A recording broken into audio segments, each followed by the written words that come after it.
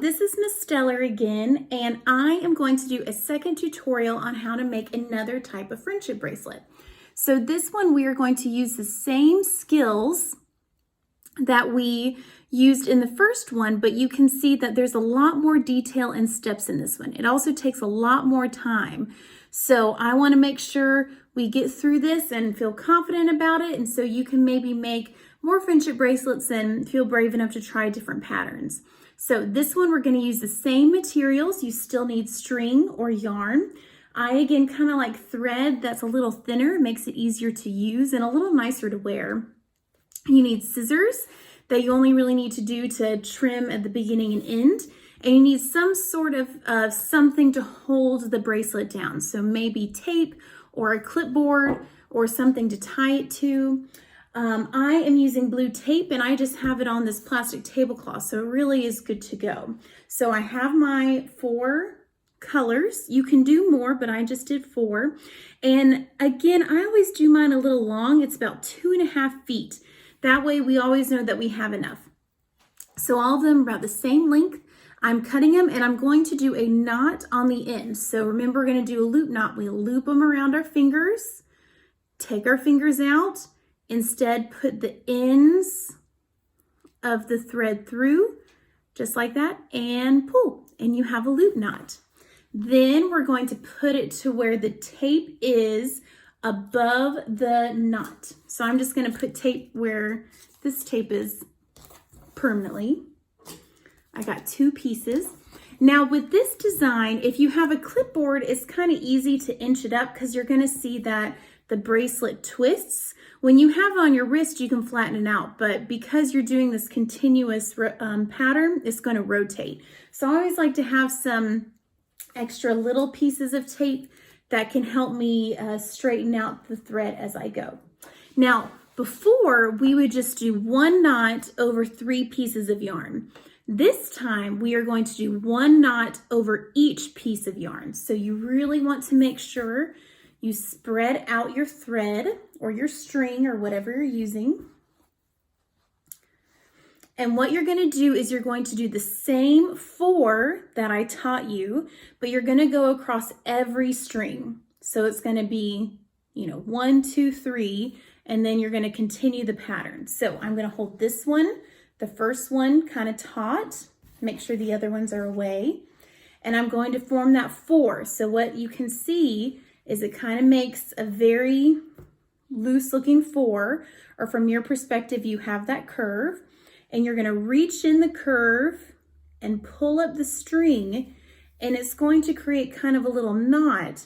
You're going to hold this straight and pull that up on the knot. So you have a knot on top of that one. Then we move that to the side and do the next one. Make our 4, reach through the hole and pull. Move it to the side. Grab this string, make our 4, reach through, and pull. Now, we are just going to now continue this rotation with all the colors. So now this is our top one. We're going to hold this one, make our 4, pull, go. Next one, 4. And sometimes people do where they do double knots. I'm doing a single knot just for the sake of we're still learning. Then this one's the front. 4, pull, and you can see you get a lot faster the more you go. And if you have a little mistake, it's okay. It's still going to be beautiful.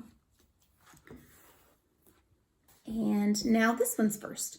Now after this one, you can see that we have gone through all the colors and should have 4 diagonal rows. You're also going to see, even if it's kind of hard on the video, that this is beginning to twist up here. So what I do is I try to straighten it out, and then I get one of these pieces of tape that's kind of thinner, and I just lay it on there just like that. So now it's flat.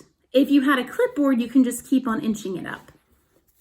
So now I repeat that process. So I'm back to my first color I had, and I make my 4, and I go through every string, creating a single row of 3 knots across.